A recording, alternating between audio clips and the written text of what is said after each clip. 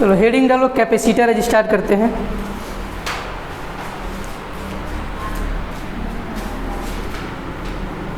Capacitor heading लगाइएगा।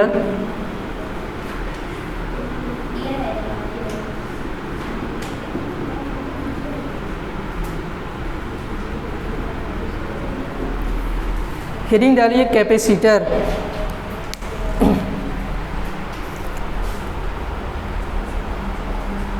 हो गया। कंडेंसर देखें आप लोग, कंडेंसर जो फैन में, वायर में, इसमें जो लगा रहता है टीवी वगैरह में कंडेंसर, वही कंडेंसर आपका कहलाता है कैपेसिटर। क्या कहलाता है? कैपेसिटर। जैसे टीवी का कंडेंसर हो गया, आपका मोटर का कंडेंसर हो गया, फैन का कंडेंसर हो गया, जिसमें कंडेंसर आप देखे हैं वही आपका कहलाता है कैपेसिटर। ये फैन में जो आपका कंडेंसर लगा है उसको भी क्या कहेंगे? कैपेसिटर। तो सिंपली जो आपका कैपेसिटर होता है वही आपका क्या होता है? जो कंडेंसर होता है उसी कंडेंसर को हम लोग कहते हैं कैपेसिटर। है समझ में? तो इसमें लिखिए capacitor is also known as, capacitor is also known as, capacitor is also known as condenser.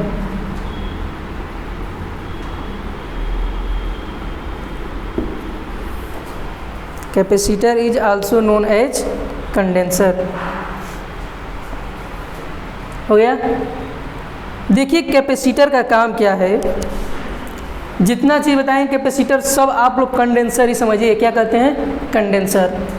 तो कैपेसिटर का काम क्या है कि आपकी जो इलेक्ट्रोस्टैटिक पोटेंशियल एनर्जी होती है उसको ये स्टोर करता है। क्या करता है? स्टोर करता है। तो कैपेसिटर का जो मेन काम है, इसका काम है किसी भी इलेक्ट्रोस्टैटिक पोटेंशियल एनर्जी को स्टोर करना, और स्टोर करके रखेगा, और जब उसकी ज़रूरत पड़ेगी तो हम उसका क्या कर लेंगे? यूज कर लेंगे। क्या कर लेंगे? यूज कर लेंगे। तो जिस काम में आपको यूज करने के लिए होगा उस काम में उस एनर्जी का क्या कर सकते हैं? यूज कर सकते हैं। तो कैपेसिटर का मेन काम है आपका इलेक्ट्रोस्टैटिक पोटेंशियल एनर्जी को स्टोर करना। क्या करना? इलेक्ट्रोस्टैटिक पोटेंशियल एनर्जी को स्टोर करना। अभी आपको दिखाएंगे कैसे इलेक्ट्रोस्टैटिक पोटेंशियल एनर्जी को स्टोर करता है। और स्टोर करने के बाद जब भी आपका जो काम करना होगा उस एनर्जी का हम लोग यूज कर लेंगे। ठीक है। तो दूसरी लाइन लिखिएगा इसमें, capacitor is, capacitor is a device, यह एक डिवाइस है।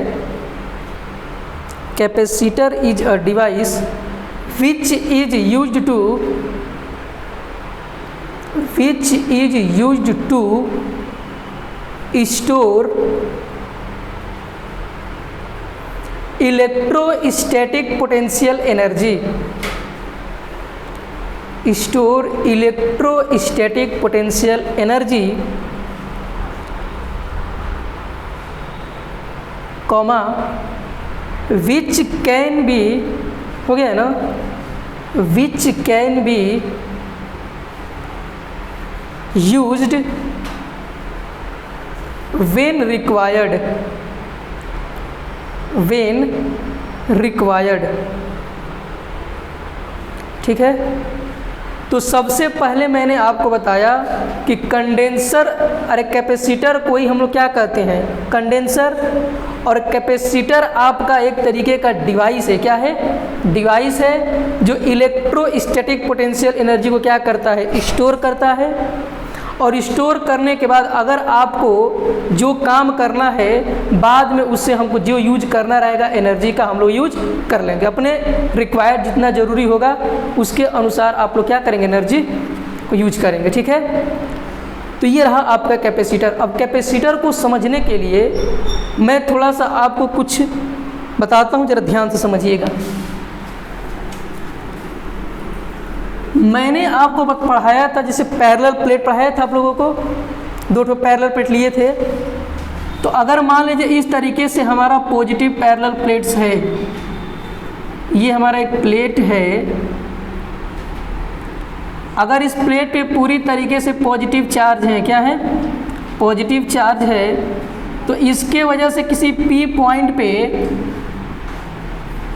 हमें इलेक्ट्रिक फील्ड कितना मिला था, याद है, sigma divided by 2 epsilon not मिला था। ये आपका एक प्लेट है जिस पे पूरी तरीके से पॉजिटिव चार्ज आपका डिस्ट्रीब्यूट है, तो इसके P पॉइंट पे किसी आउटसाइड में जो इलेक्ट्रिक फील्ड मिला था वो था sigma divided by 2 epsilon not. अब इसी तरीके से मैंने पढ़ाया था आपको कि अगर इस पे निगेटिव चार्ज आपके डिस्ट्रीब्यूट हैं, क्या है आपके निगेटिव चार्ज, तो अगर पॉजिटिव चार्ज की वजह से आपका इलेक्ट्रिक फील्ड इधर है तो निगेटिव चार्ज की वजह से कहाँ जाएगा, लेफ्ट में जाएगा, तो यहाँ जो इलेक्ट्रिक फील्ड मिलेगा वो हो जाएगा sigma divided by 2 epsilon not. आया समझ में, ये था प्लस की वजह से और ये था आपका निगेटिव की वजह से। तो कैपेसिटर में आपके 2 ठो कंडक्टिंग प्लेट होते हैं, कितने प्लेट होते हैं, 2 कंडक्टिंग प्लेट होते हैं, जिस पे एक पे पॉजिटिव चार्ज डिस्ट्रीब्यूट रहता है और एक पे निगेटिव चार्ज। आया समझ में। तो जरा एक क्वेश्चन लिखिए, क्वेश्चंस आपको कराते हुए चलते हैं, कैपेसिटर की आपको फीलिंग आएगी, ठीक है। पहला क्वेश्चन लिखिए, फाइंड आउट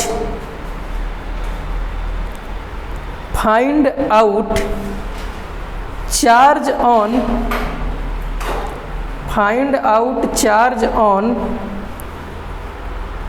each surface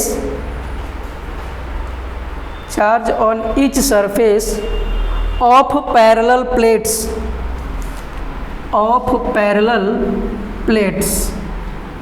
इस तरीके से आपका पैरेलल प्लेट्स है और इस पे आपका प्लस क्यू चार्ज है, क्या है, प्लस क्यू चार्ज है, ठीक है। इसके सरफेस ये वाला जो है, इस पैरेलल प्लेट्स कैपेसिटर पे कौन सा चार्ज है, पूरी तरीके से पॉजिटिव चार्ज है, प्लस क्यू है। तो इस पैरेलल प्लेट के कितने सरफेस हैं, 2 सरफेस है, एक सरफेस आपका ये वाला और एक सरफेस आपका ये वाला, 2 सरफेस हैं इसके, और इस पे टोटल चार्ज कितना है आपका, प्लस क्यू है। तो मैंने आपको बताया था कि अगर इस पे आपका टोटल चार्ज निकालें तो टोटल चार्ज कितना है, इस पे क्यू है, क्या है, क्यू है। तो अगर मान लेते हैं कि इस सरफेस का हमें चार्ज पता करना है, यही क्वेश्चन बोला है ना, क्वेश्चन पढ़िए क्या दिया है, find out the charge on each surface of parallel plates. ये जो आपके पैरेलल प्लेट्स हैं, इसके इस सरफेस पे और ये सरफेस जो 2 सरफेस है, इसके दोनों सरफेस पे कितना कितना चार्ज आपको मिलेगा, वही फाइंड हमें करना है। तो मान लेते हैं कि इस पे टोटल चार्ज कितना है, प्लस क्यू है। तो अगर इस सरफेस पे मान लेते हैं कि ये वाले सरफेस पे जो चार्ज की वैल्यू वो x है, तो इस सरफेस पे कितना चार्ज हो जाएगा, q माइनस एक्स। ऐसा में इस पूरे इस पे आपका प्लस क्यू था, तो इस वाले सरफेस पे कितना चार्ज डिस्ट्रीब्यूट होगा, x, और इस वाले पे कितना हो जाएगा, q माइनस एक्स।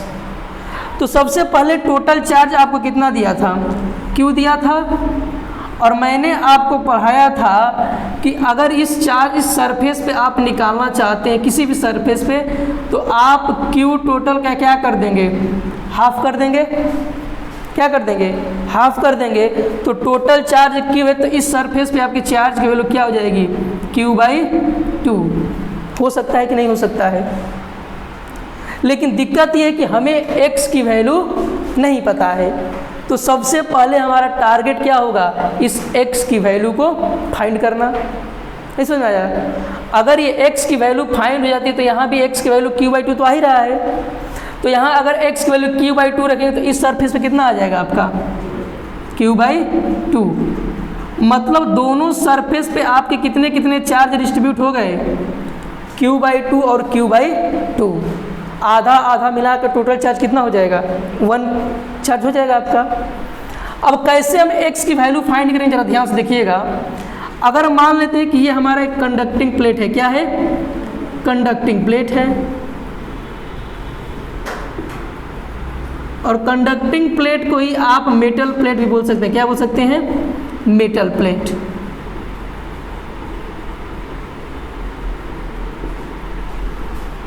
अभी मैंने आपको ये सिखाया कि कैसे आप चार्ज फाइंड कर सकते। टोटल चार्ज आपका Q था, तो सरफेस के इस साइड में आपका टोटल चार्ज कितना आया था? Q/2, और इस वाले सरफेस में कितना चार्ज है? Q/2। तो टोटल चार्ज इस पैरेलल प्लेट पे कितना हो गया? +Q हो गया। अब हमको टारगेट है इस x की वैल्यू फाइंड करना। ऐसे तो रिजल्ट हमने ला दिया कि फार्मूले से, कंसेप्ट से Q/2 और Q/2, लेकिन हम x की अगर वैल्यू फाइंड करना हो तो कैसे फाइंड करेंगे? तो देखिए कैसे। अगर ये कंडक्टिंग प्लेट है, इस पॉइंट पे मान लेते इसके अंदर कोई पॉइंट P है। क्या है? P है। तो इस +Q जो +x चार्ज है, इसकी वजह से इस पॉइंट पे इलेक्ट्रिक फील्ड इधर होगा। इस +x की वजह से एक इलेक्ट्रिक फील्ड आपका इधर बनेगा, और इसकी वैल्यू हो जाएगी सिग्मा डिवाइडेड बाई 2ε0 हो जाएगा। और इस चार्ज Q-x है, क्या ये भी पॉजिटिव चार्ज होगा? और ये भी क्या होगा आपका? पॉजिटिव। दोनों चार्ज पॉजिटिव पॉजिटिव होंगे। अब इस P पॉइंट पे आपका इलेक्ट्रिक फील्ड एक इधर बन रहा है। अब इस चार्ज की वजह से एक फील्ड इलेक्ट्रिक फील्ड आपका इधर बनेगा, और ये हो जाएगा सिग्मा डिवाइडेड बाई 2ε0। ऐसा समझ में? और मैंने आपको बताया था कि सिग्मा की वैल्यू क्या होती है? Q/A लिख सकते हैं। सरफेस चार्ज डेंसिटी मैंने पढ़ाया था, सिग्मा = Q/A। और यहाँ भी आपका हो जाएगा Q डिवाइडेड बाई 2ε0। ऐसा समझ में? तो जितना मैग्नीट्यूड आपका इधर है, लेकिन यहाँ पे चार्ज आपका Q-x, तो यहाँ पे क्या लिखेंगे? Q-x। अच्छा, ये किसकी वजह से था? ये वाला x की वजह से है ना ये। तो यहाँ पे हो जाएगा x डिवाइडेड बाई, और यहाँ पे हो जाएगा आपका Q-x। ऐसा समझ में? ये आपकी इलेक्ट्रिक फील्ड किस चार्ज की वजह से थी? x वाले की वजह से। तो x डिवाइडेड बाई 2ε0। और ये आपका चार्ज किसकी वजह से था? ये Q-x चार्ज की वजह से था। तो Q-x डिवाइडेड बाई 2ε0। इतना में कोई दिक्कत है? अब दोनों का मैग्नीट्यूड सेम है, तो इस P पॉइंट पे नेट इलेक्ट्रिक फील्ड कितना होगा? और मैंने आपको ये भी बताया था कि जब भी आप इलेक्ट्रोस्टैटिक पढ़िएगा, कंडक्टर के केस में उसके अंदर इलेक्ट्रिक फील्ड कितना होगा? 0 होगा। तो ये इलेक्ट्रिक फील्ड 0 यानी कि दोनों आपस में क्या हो जाएंगे? बराबर हो जाएंगे। तो यहाँ हो जाएगा Q-x डिवाइडेड बाई 2a0, और ये हो जाएगा आपका x/2a0। तो 2ε से 2a खत्म, तो Q मिला 2x, तो x की वैल्यू कितना हो जाएगा? Q/2। आया समझ में? मैंने इस चार्ज की वजह से इलेक्ट्रिक फील्ड निकाला x/2a0, और इस चार्ज की वजह से इधर इलेक्ट्रिक फील्ड आया Q-x/2a0, और इसके अंदर इस P पॉइंट पे नेट इलेक्ट्रिक फील्ड की वैल्यू 0 है। यानी दोनों का मैग्नीट्यूड क्या होगा? सेम होगा, लेकिन डायरेक्शन अपोजिट होगा। तो दोनों को मैग्नीट्यूड सेम किया तो आपको x की वैल्यू मिल गई Q डिवाइडेड बाई 2। तो ये x की वैल्यू Q/2 है, तो जब यहाँ पे भी रखेंगे तो क्या मिलेगा आपको? Q/2। मतलब दोनों सरफेस पे आपके Q/2 और Q/2 चार्ज क्या हो गया? डिस्ट्रीब्यूट हो गया। ऐसा में नोट कर लीजिए इसको।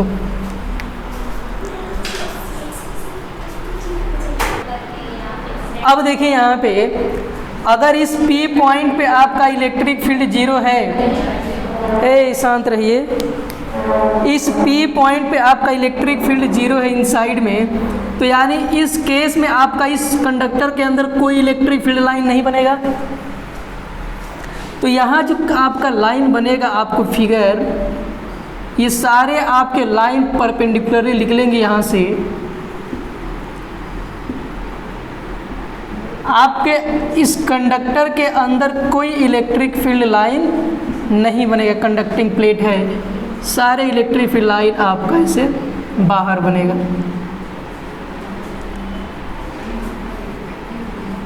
कैपेसिटर आप लोग बढ़िया समझिएगा, क्योंकि कैपेसिटर से ही क्वेश्चन ज़्यादा बनते हैं एग्जाम में, ठीक है। तो इसके अंदर आपके इलेक्ट्रिक फील्ड लाइंस नहीं बनेगा, सारे इलेक्ट्रिक फील्ड लाइन कहाँ बनेंगे? आपके बाहर बनेगा।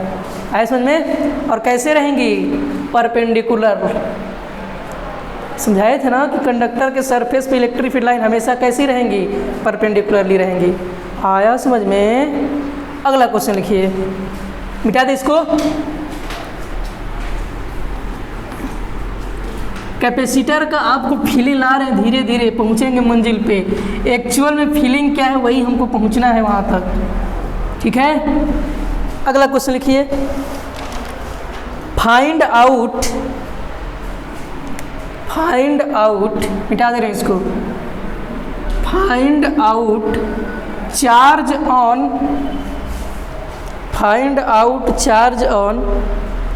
each surface of parallel plates, each surface of parallel plate।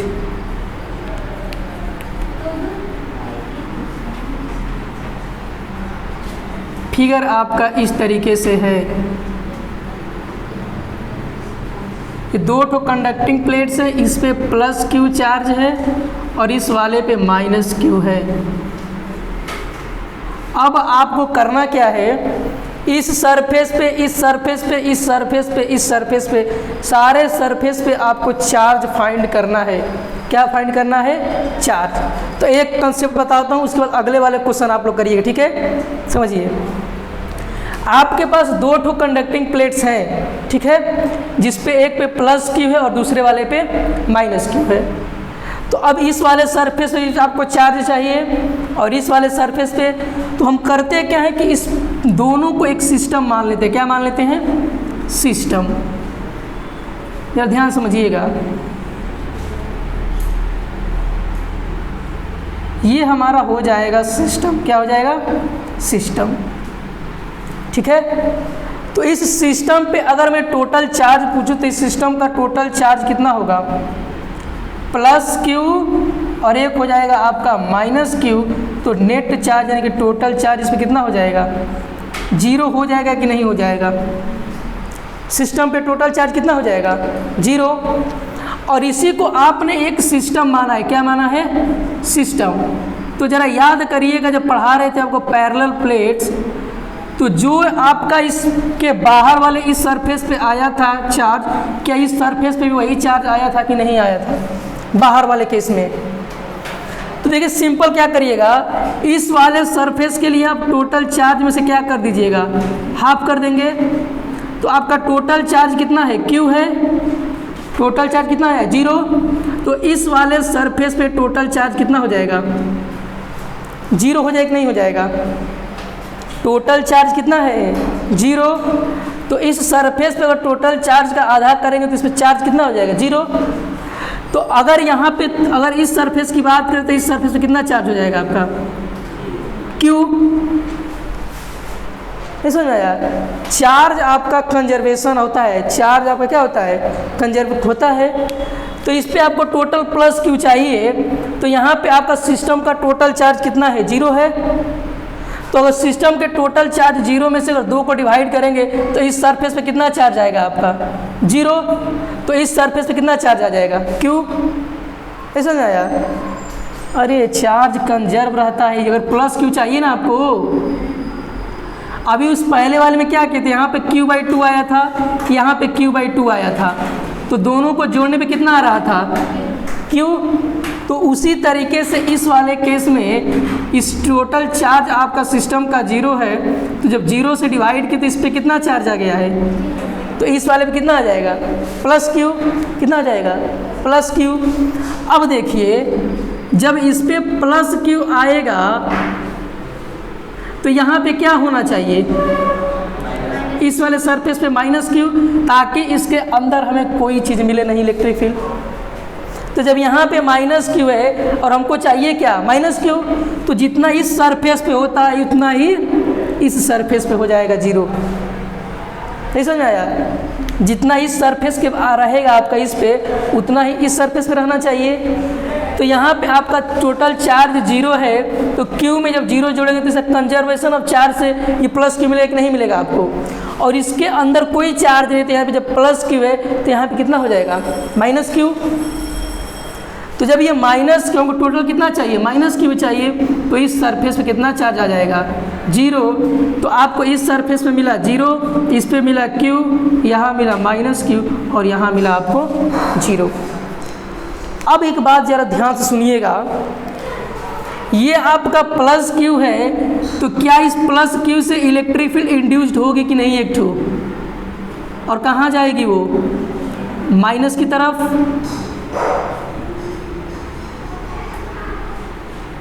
ये एम्पियर हो जाएगी आपकी इलेक्ट्रिक फील्ड प्लस से लेके माइनस तक।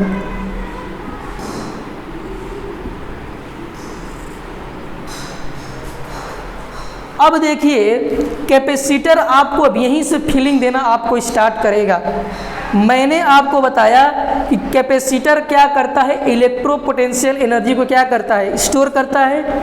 और स्टोर करने के बाद आपको जितनी रिक्वायर्ड, मतलब जब ज़रूरत पड़ेगी तो उस एनर्जी का हम लोग क्या कर सकते हैं, यूज कर सकते हैं।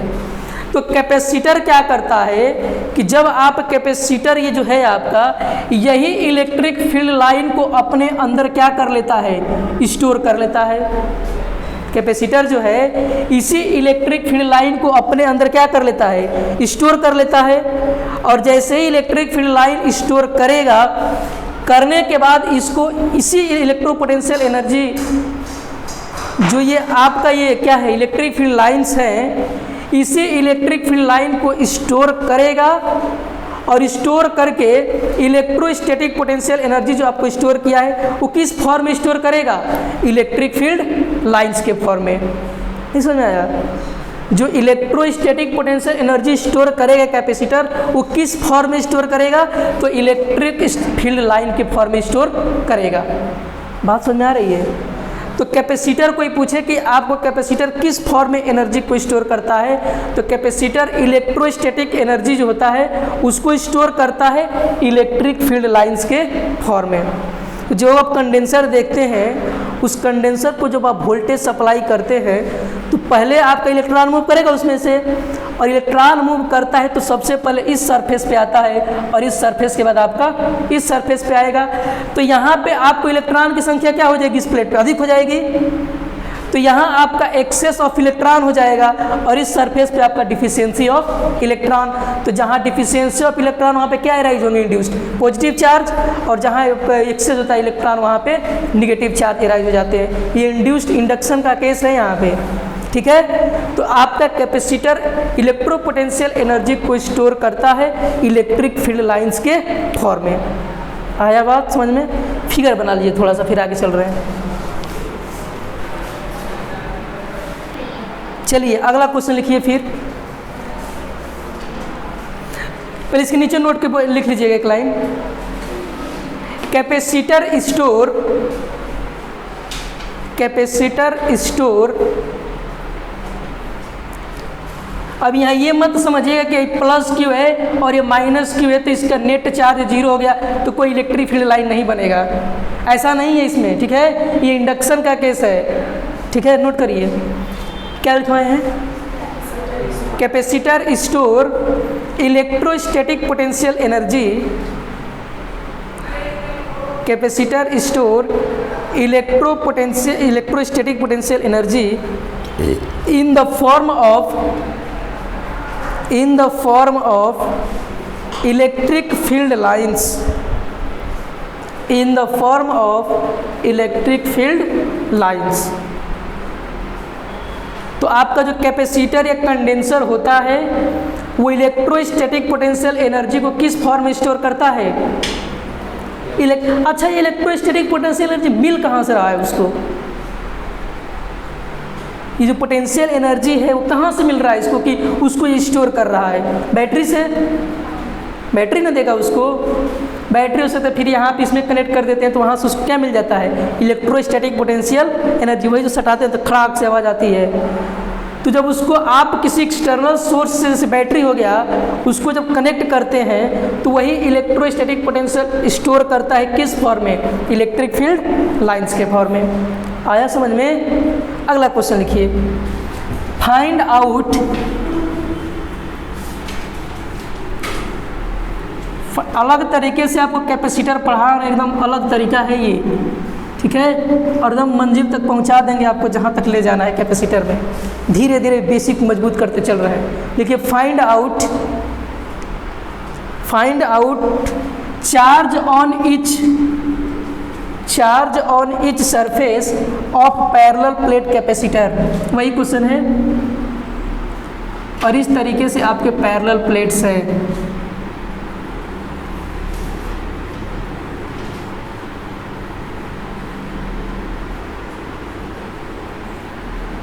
इस वाले पे आपका है प्लस Q, इस वाले पे है माइनस Q, और इस वाले पे है प्लस 4Q।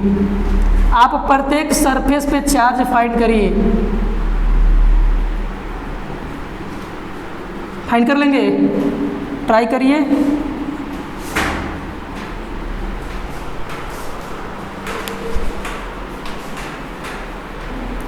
देखिए यहाँ पे सबसे पहले इसको हम कंसीडर करेंगे एक सिस्टम। ध्यान समझिएगा, जब इसको सिस्टम हम किए हैं कंक्लूड, तो आप सिस्टम के लिए आपको मैंने बताया कि टोटल चार्ज आप देखिए, तो यहाँ प्लस Q है, फिर माइनस Q है, और फिर प्लस 4Q है। तो इस सिस्टम पे टोटल चार्ज कितना हो जाएगा? Plus 4Q। टोटल चार्ज आपने फाइंड कर लिया प्लस 4Q। तो अब इस सरफेस पे आपका जो आएगा वो Q टोटल डिवाइडेड बाई क्या होगा? 2। तो यहाँ पे आपको टोटल चार्ज 4Q है, और 2 से डिवाइड करके कितना मिल जाएगा? 2Q। कितना मिल जाएगा? 2Q। और यहाँ 2Q है, यहाँ पे प्लस Q। तो अगर इस सरफेस पे माइनस Q हो जाए तो हमको नेट कंजर्वेशन ऑफ चार्ज से कितना मिलेगा? प्लस Q मिलेगा। अब ये इंडक्शन की वजह से यहाँ माइनस होते, यहाँ पे क्या मिल जाएगा? प्लस Q, और यहाँ आपको मिल जाएगा माइनस 2Q। जब दोनों को जोड़ेंगे तो ये माइनस Q, और यहाँ माइनस 2Q, तो इंडक्शन की वजह से प्लस 2Q, और यहाँ भी मिल जाएगा हमको प्लस 2Q। आ रहा है बात समझ में? इस तरीके से आप प्रत्येक सरफेस पे आप चार्ज की वैल्यू फाइंड कर सकते हैं। आया समझ में? मिटा दे, चलिए मिटाते हैं इसको।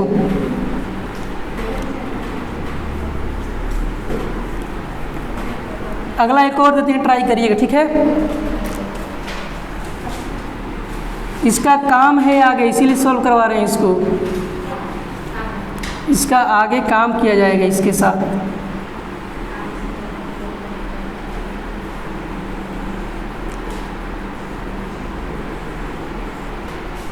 एक है आपका प्लस 4Q, यहाँ पे है माइनस 3Q, और इस पे आपको दिया है 7Q। और आपको वही काम करना है, प्रत्येक सरफेस पे आपको चार्ज फाइंड करना है। ट्राई करिए। चलिए आगे देखिए, यहाँ पे तो आप हर सरफेस पे, जैसे पैरेलल प्लेट है, तो आप इसी तरीके से अगर कई ठो दिए रहेंगे तो आप उसको क्या एज्यूम कर लेंगे? सिस्टम। और उसके बाद इस सरफेस पे आप टोटल चार्ज का क्या कर दीजिएगा? हाफ। और उसके बाद इंडक्शन के प्रोसेस से आप ऐसे करते चले जाइएगा, ठीक है। अब देखिए यहाँ पे क्या करते हैं, धीरे धीरे फीलिंग आएगी आपको, उस रिजल्ट की तरफ ले जा रहे हैं जिस रिजल्ट की हमें तलाश है। अब इन्हीं दो कंडक्टर जो है आपके, ध्यान समझिएगा, जैसे मान लीजिए हमारा ये कंडक्टर है एक ठो, और एक ये है। अब इन दोनों कंडक्टर को करते क्या है हम,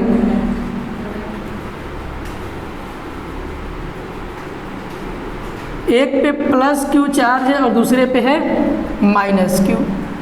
अब इस कंडक्टर को जो है पैरेलल प्लेट कंडक्टर जो है, इसको अब हम कनेक्ट करते हैं किससे? बैटरी से। किससे? बैटरी से। घर पे करिएगा, ठीक है। इसी एक्सपेरिमेंट को। अब देखिएगा, आराम से करिएगा, नहीं तो गड़बड़ सब हमारे के यहाँ सब। ठीक है, ये V वोल्ट की बैटरी आपने कनेक्ट कर दिया है और इस वाले पे प्लस Q और इस वाले पे माइनस Q है। अब बैटरी को जब हमने कनेक्ट किया तो यहाँ से आपके इलेक्ट्रॉन क्या करने लगे, मूव करने लगे।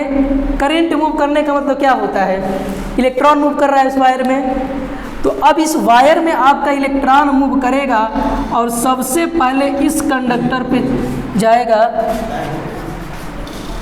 इस कंडक्टर पे आपका प्लस Q चार्ज जाएगा और ये प्लस Q चार्ज फिर कहाँ चला जाएगा, आपके माइनस Q वाले चार्ज पे। ठीक है, तो यहाँ पे आपके हो जाएंगे सारे निगेटिव चार्ज और इस पे आपके सारे हो जाएंगे पॉजिटिव चार्ज।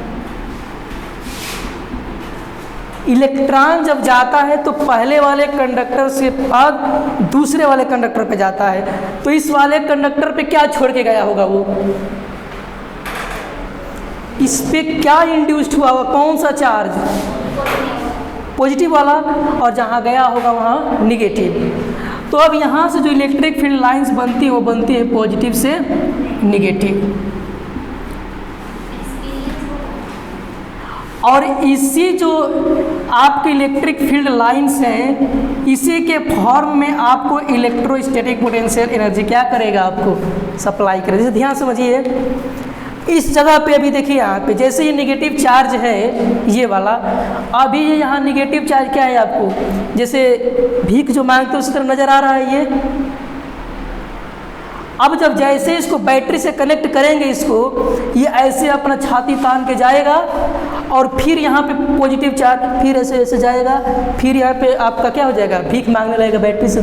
तो बैटरी इसको क्या प्रोवाइड करेगी, इलेक्ट्रॉन को एनर्जी। और यही एनर्जी जब इलेक्ट्रॉन यहाँ पे जाएगा तो आपको यहाँ पॉजिटिव चार्ज बनाएगा और इसी पॉजिटिव चार्ज से आपको इलेक्ट्रिक फील्ड लाइंस बनाएगा। पॉजिटिव से कहाँ जाएगा, निगेटिव। और इसी इलेक्ट्रिक फील्ड लाइंस को कैपेसिटर क्या करता है, स्टोर करता है और यही इलेक्ट्रॉन को या चाहे इलेक्ट्रोपोटेंशियल एनर्जी के फॉर्म में इस इलेक्ट्रिक फील्ड लाइन जो है ये इलेक्ट्रोपोटेंशियल एनर्जी का काम करता है। अब जैसे जैसे आप चार्ज की वैल्यू बढ़ाते जाएंगे, इस पोटेंशियल को जैसे बढ़ाएंगे इसमें चार्ज की वैल्यू क्या होती जाएगी, बढ़ती जाएगी। तो जितना आप बैटरी का पोटेंशियल बढ़ाते जाते हैं वैसे वैसे चार्ज की वैल्यू भी क्या होती जाती है, बढ़ती जाएगी। और इसमें इलेक्ट्रिक फील्ड लाइंस की वैल्यू भी क्या होंगी, बढ़ती जाएंगी। एक केस आपका एग्जाम में पूछा जाता है क्या, कि अगर ये दोनों पैरेलल प्लेट के बीच की डिस्टेंस को बढ़ा दिया जाए, क्या कर दिया जाए, बढ़ा दिया जाए। मतलब अगर यहाँ इतने पे है तो इलेक्ट्रिक फील्ड लाइन इतना स्टोर हुई है कि नहीं हुई है, ठीक है। अब इसी कैपेसिटर जो पैरेलल प्लेट हैं इनके बीच के सेपरेशन को बढ़ाते जाएंगे, क्या करते जाएंगे, बढ़ाते जाएंगे। तो जब बढ़ाते जाते हैं तो आपको देखने को क्या मिलता है कि ये इलेक्ट्रिक फील्ड लाइन ऐसे बनना शुरू होती हैं, ठीक है।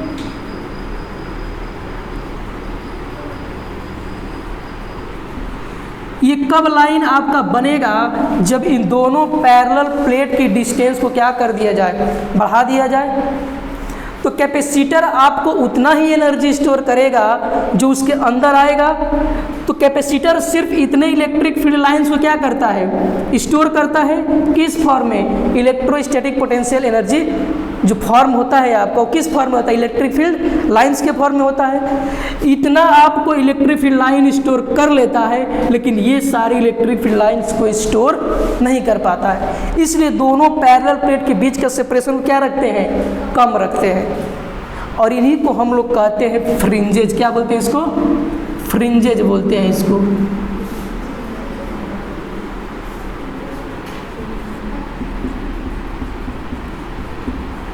फ्रिंजेज आपको तब मिलेगा जब पैरेलल प्लेट के बीच का सेपरेशन क्या हो जाए, बढ़ जाए, ज़्यादा हो जाए। तो अगर आप इसको स्टोर करना चाहते हैं, इसको भी और इसको भी, अगर आपसे क्वेश्चन पूछे कि आप फ्रिंजेज को कैसे स्टोर कर सकते हैं, जो आप पैरेलल प्लेट पे जो फ्रिंजेज बनी गई हैं उसको आप कैसे स्टोर कर सकते हैं। अगर ये आपका इतना फील्ड बाहर जाएगा तो कैपेसिटर को इतनी एनर्जी का लॉस होगा कि नहीं होगा, इलेक्ट्रोस्टैटिक पोटेंशियल, क्योंकि इलेक्ट्रिक स्टैटिक पोटेंशियल एनर्जी आपका स्टोर होता है इलेक्ट्रिक फील्ड लाइंस के फॉर्म में, और इलेक्ट्रिक फील्ड लाइन जितना होंगी उतना इलेक्ट्रोस्टैटिक पोटेंशियल एनर्जी होगा। अब ये इतना जो 4 ठो लाइन बाहर गई हैं इतने एनर्जी का लॉस हुआ कि नहीं कैपेसिटर को। तो अगर पैरेलल कैपेसिटर को एनर्जी का लॉस होता है तो इस फ्रिंजेज को अगर हम पाना चाहते हैं, अगर ये फ्रिंजेज अगर अंदर आ जाए इलेक्ट्रिक फील्ड लाइंस तो हमारा एनर्जी क्या हो जाएगा, उतना स्टोर हो जाएगा जितना लॉस हो रहा था, लॉस होने से बचेगा। तो इसको क्या करेंगे, डिस्टेंस को क्या कर देंगे हम लोग, कम करेंगे। तो जब दो पैरेलल प्लेट के बीच का जब सेपरेशन कम करते हैं तो फ्रिंजेज भी हमारे स्टोर हो जाते हैं कैपेसिटर के अंदर और कैपेसिटर को एनर्जी का लॉस नहीं होता है। आई बात समझ में? चलिए फिगर बनाना तो बना लीजिए, कल कंटिन्यू करेंगे।